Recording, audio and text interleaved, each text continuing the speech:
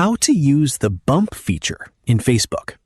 In this video, I'll show you what the bump feature is and how to use it. The bump feature in Facebook Messenger lets you quickly bring an older conversation back to the top of your chat list by sending a bump notification. It's a simple way to remind someone about a conversation without typing a new message.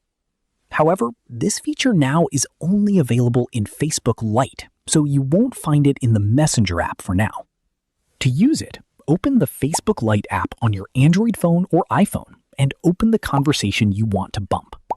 If the bump feature is available for your account, you'll see a bump button or option near the bottom of the chat. Tap bump and Messenger will notify the other person while moving the conversation back to the top of both chat lists. Since Meta rolls out new features gradually, the feature may not be available for all users or in every region yet.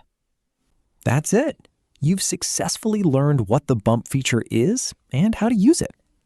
If you find this video informative, click on like, share, and subscribe for more videos.